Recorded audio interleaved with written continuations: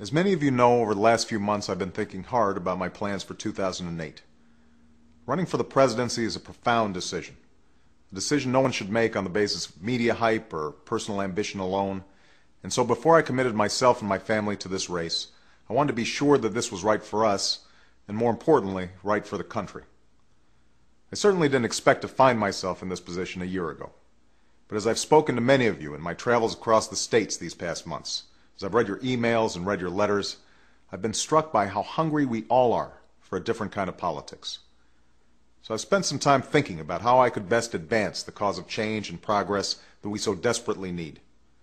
The decisions that have been made in Washington these past 6 years and the problems that have been ignored have put our country in a precarious place. Our economy is changing rapidly, and that means profound changes for working people. Many of you have shared with me your stories about skyrocketing health care bills, the pensions you've lost, and your struggles to pay for college for your kids. Our continued dependence on oil has put our security and our very planet at risk. And we're still mired in a tragic and costly war that should never have been waged.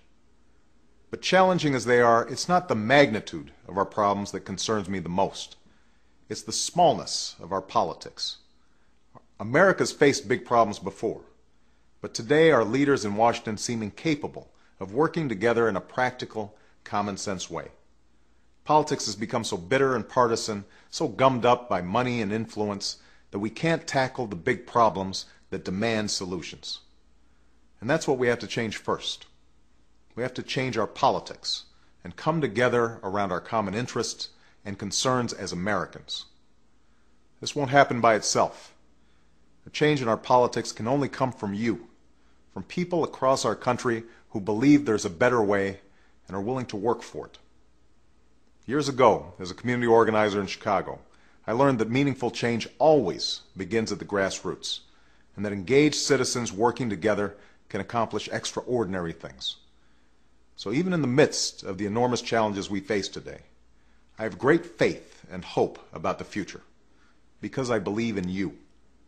And that's why I want to tell you first that I'll be filing papers today to create a presidential exploratory committee.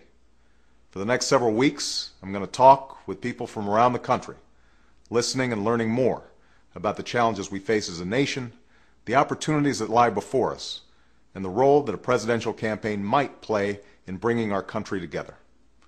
And on February 10th, at the end of these discussions and in my home state of Illinois, I'll share my plans with my friends, neighbors, and fellow Americans. In the meantime, I want to thank all of you for your time, your suggestions, your encouragement, and your prayers. And I look forward to continuing our conversation in the weeks and months to come.